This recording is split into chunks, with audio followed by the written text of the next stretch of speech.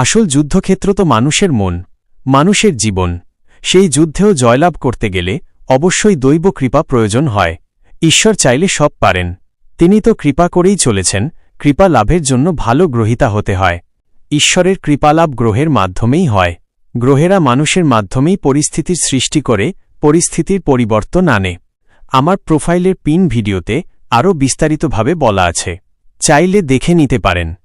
ভগবান শ্রীকৃষ্ণকে প্রণাম জানিয়ে এবারে আজকের ৪ এপ্রিল ২০২৬-এর রাশিফল শুরু করছি।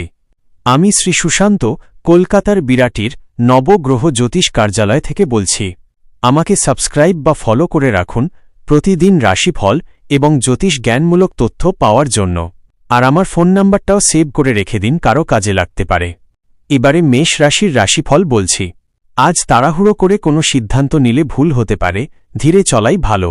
বৃষ রাশি, মনের কথা প্রকাশ করার সুযোগ আসবে, চেপে না রেখে বললে সম্পর্ক ভালো হবে। মিথুন রাশি, কেউ আপনার পরিকল্পনা বুঝে ফেলতে পারে, তাই সব কথা সবার সামনে বলবেন না। কর্কট রাশি, আজ সঞ্চয়ের দিকে মন যাবে, ভবিষ্যতের জন্য কিছু আলাদা করে রাখতে পারবেন। সিংহ রাশি, কাজের ধরনে হঠাৎ পরিবর্তন আসতে পারে, নতুনভাবে মানিয়ে নিতে হবে।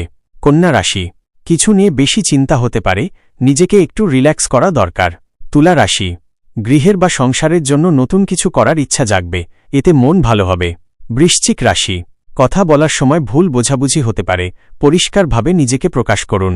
ধনু রাশি, দূরের কোনো যাত্রার পরিকল্পনা মাথায় আসতে পারে, এখনই প্রস্তুতি শুরু হতে পারে।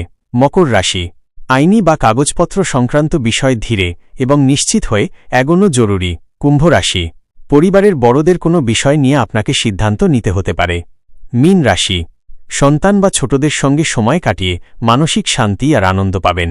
আজকের রাশিফল এই পর্যন্তই। কালকের রাশিফল নিয়ে আবার আসব। সঙ্গে থাকুন।